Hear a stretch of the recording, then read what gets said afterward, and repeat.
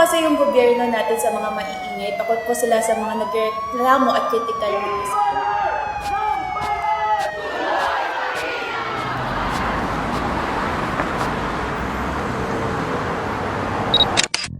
Isa yung pamilya namin sa mga maraming pamilyang Pilipino na hindi naman ganun kayaman.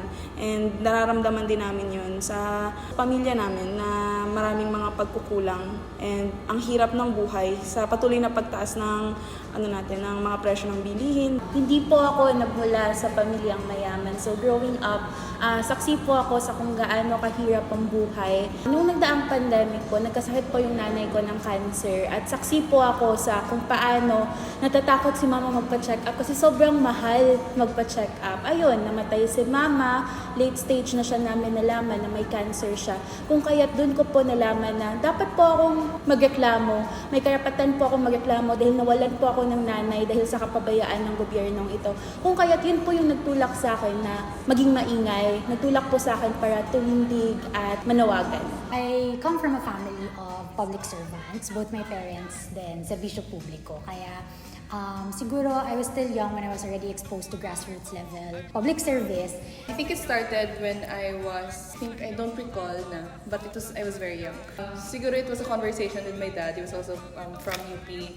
It was a conversation with him where, because in his line of work, he gets to see a lot of things that are like unsavory, kumbaga, like he's a journalist man be. So there are things nga sometimes nga he shares on the at the dinner table that gets to be talked about that, like as a kid, you're kind of like, this happens.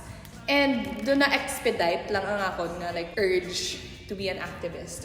Sa kasalukuyang kondisyon ng lipunan natin ngayon, pansin na pansin natin yung pagtaas ng presyo ng bilihin, yung pagsikip ng mga espasyo sa paaralan natin, yung tumataas na presyo ng gasolina, yung araw-araw may nagugutom at may mga namamatay na manggagawa at magsasaka dahil nagrarally sila. Bakit hindi pa tayo mananawagan? Ano ang inyong mga panawagan? Mga panawagan. Napakarami. So unang-una, syempre, bilang isang national democratic activist, pinaglalaban natin na magkaroon ng pambansang demokrasya yung bansa natin. Ipataguyod natin ang pambansang demokrasya, ang national sovereignty natin, na hindi tayo kailanman magiging dependent sa ibang mga foreign entities na bumebenepisyo lang naman sa atin. Personal ko talagang panawagan at advokasya ang health equity. Unang-una po, panawagan ko po ang libre at dekalidad na edukasyon para sa sangka-estudiantehan, libre at dekalidad na healthcare system. Napakarami pa ding mga services natin na hindi aksesible, na hindi pa din libre. At someday, makapag-practice tayo ng tunay na demokrasya sa bansa natin. At yun ay ang pagwawarak sa imperialismo, feudalismo at burakratang kapitalismo.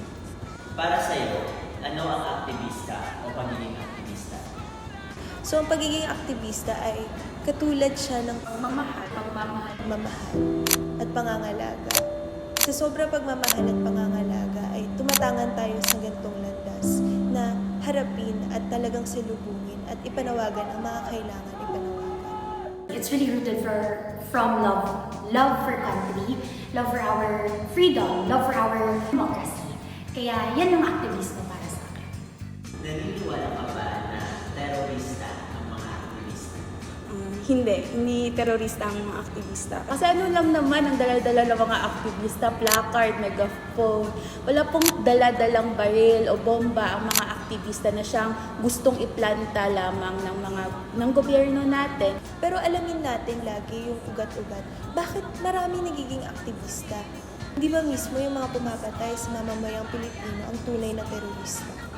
So activism is not terrorism because there's nothing wrong. There is simply nothing wrong with being human.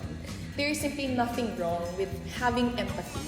In fact, napauso lang na tinatawag na ang mga aktivista natin na terorista under the Duterte regime, especially under that fascist regime. And I think the basest form of activism is just that, empathy.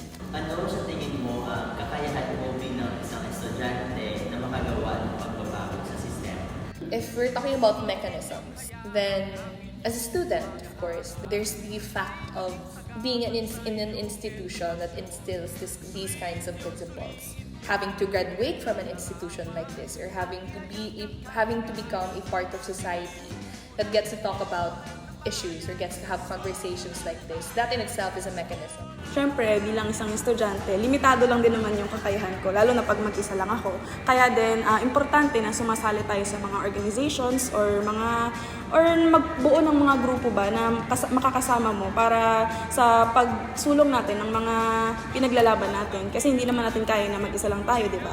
Dahil dapat kasama natin ang masang Pilipino sa pagbabagong ito. Kasama natin ang mga magsasaka at higit sa lahat, kasama natin ang pangunahing pwersa na siyang puring manggagawa.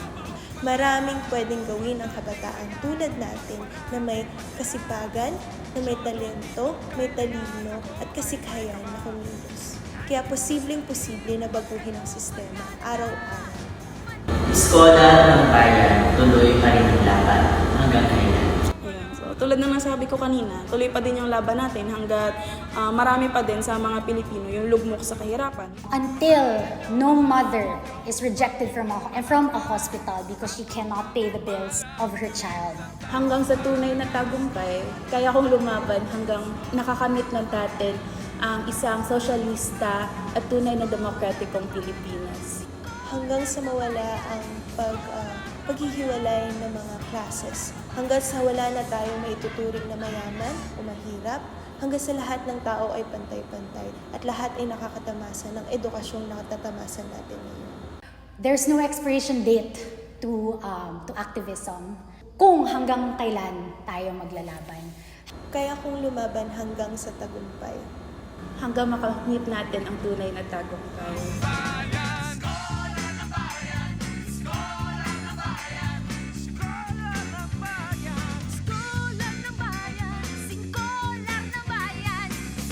Hanggat may nakakasakal na Sistema. may mag-iingay sa kalye.